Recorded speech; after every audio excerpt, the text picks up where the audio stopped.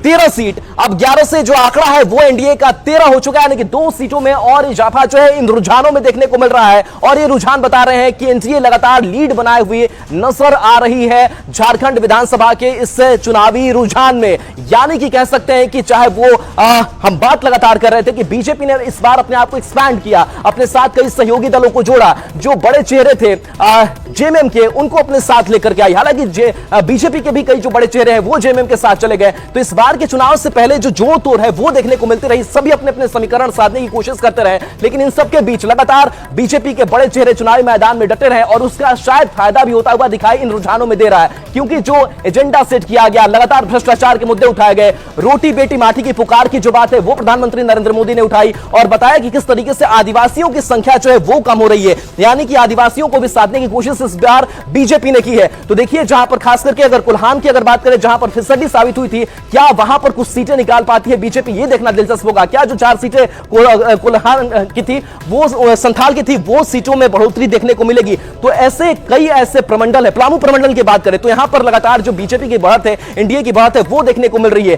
तो ऐसे में चाहे वो उत्तरी छोटा नागपुर हो, दक्षिणी छोटा नागपुर हो, इन प्रमंडलों में अपनी अपनी बढ़त बनाते हुए दिखाई दे रही है। तो ये रुझान जो है वो सामने आ गए। शिप्रा, आपके पास आते हैं। बिल्कुल राहुल, और जो शुरुआती रुझान है वो तो एनडीए के लिए शुभ संकेत लेकर जरूर आए हैं, लेकिन हम फिर से आपको बताएं ये शुरुआती रुझान है और हम आपको यही बता रहे हैं कि जो आंकड़े हैं सबसे सटीक और विश्वसनीय आंकड़े हम आपको बता रहे हैं। और आइए एक बार फिर से आपको इस बड़े से वॉल पर लिए चलते हैं, जहां हम आपको एक एक करके सीट वाइज की कोशिश करते हैं कौन सी सीट से कौन सा प्रत्याशी फिलहाल आगे चल रहा है। राजमहल सीट की बात कर लीजिए, आनंद कुमार ओझा यहां से आगे चल रहे हैं। आनंद कुमार ओझा यहां से विधायक भी हैं, बीजेपी ने एक बार फिर से भरोसा जताया और देखिए फिलहाल उन्होंने बढ़त बना रखी है। राजमहल सीट पर आनंद कुमार ओझा वर्सेस मोहम्मद ताजुद्दीन के बीच जो मुकाबला था, फिलहाल ये मोहम्मद ताजुद्दीन जो है पीछे चल रहे हैं, आनंद कुमार ओझा आगे चल रहे हैं। अब आगे पीछे की कहानी भी शुरू हो जाएगी, जिसने हमने आपको बताया था कौन सा प्रत्याशी कितने वोट से आगे चल रहा है, ये भी हम एक एक करके आपको बताएंगे।